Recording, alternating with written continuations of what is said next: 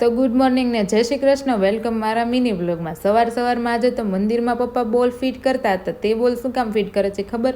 જે કાલે તમને સાંકળ દેખાણી હતી ને એ જ સાંકળ આજે અહીંયા ફિટ કરવાની છે ને ત્યાં જ આપણે આજે ઘંટ લગાવવાનો છે. તો જો આ બાજુ પ્રિયાના અને ભાભી બંને ઘંટ લાગી ગયો હતો એટલે વગાડતા હતા. નાના છોકરાને કંઈક નવું દેખાય ને એટલે બહુ જ મજા આવી જાય.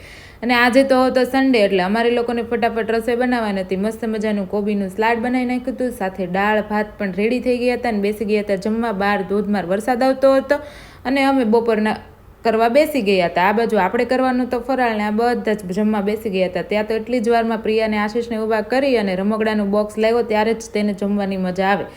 પણ મારે જવાનું હતું ઓર્ડરમાં એટલે ચાલો બહાર આવે છે વરસાદ તો આપણે રેનકોટ પહેરી લીધો છે. અને જ્યાં મેં ગેટ ખોલીને જોઈને ત્યાં વરસાદે થોડોક વિરામ લઈ લીધો હતો એટલે થયું કે ચાલો આપણે ફટાફટ નીકળી જઈએ. પણ મેં બહાર આવીને જોયું ત્યાં મારા ગુલાબ તો મસ્ત દેખાતા હતા, પણ પાસે જઈને જોયું ત્યાં ગુલાબમાં બહુ જ પાણી હતું એટલે બધા જ ગુલાબ ખરાબ થઈ ગયા હતા.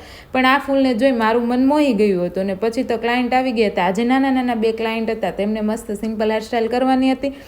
એક હેરસ્ટાઈલ મેં કરી અને એક મામીએ પણ કરી દીધી હતી. ત્યાં તો બીજા ક્લાયન્ટ આવી ગયા, તેમને હતા આજે લાડવાનું ફંક્શન એટલે તેમને પણ એકદમ સાદું અને સિમ્પલ જોતું હતું. અને આ બાજુ જો સિંગ શેકાઈ ગઈ હતી એટલે આપણે બેસી ગયા હતા સિંગ ખાવા માટે. મામા દીર્ઘ મામી સાથે આપણે બધા જ સિંગ ખાતા હતા. ત્યાં બીજા ક્લાયન્ટ આવી ગયા, તેમને પણ એકદમ સિમ્પલ કર્લ્સ કરવા હતા એટલે એમને પણ મસ્ત લુક આપી દીધું. જોતામાં પડી ગઈ શાંત. તે મામા કે ચાલો આપણે જઈએ બધા ઢોસા ખાવા. એટલે અમે પહોંચી ગયા હતા ઢોસા ખાવા માટે. ને આ બાજુ જો આજના જે ગરબા બતાવું છું ને એ અમારું ગામ એટલે કે અમારું ગામ કેરાળા છે. ત્યાંના ગરબા છે અને ત્યાં ડીઝે વગર ગરબા થાય છે, ગાયને ગરબા લે છે. તો ચાલો આજે તે ગરબા પણ તમે જુઓ ને. અહીંયા જુઓ માતાજીની પધરામણી પણ કરે છે. આવી રીતે કંઈક કરે છે. તમારા ગામમાં કેવી રીતે ગરબા લે છે મને કોમેન્ટમાં કહેજો. ને તમે કયા ગામથી છો ને એ તો જરૂરથી કોમેન્ટમાં કહેજો. જો કેટલી બધી નાની ઢીંગલીઓ સામૈયા લઈ અને માતાજીને વધાવવા માટે પહોંચી ગયા છે. તો આજનો વિડીયો એટલો જ છે. આવજો. જય શ્રી કૃષ્ણ. બાય.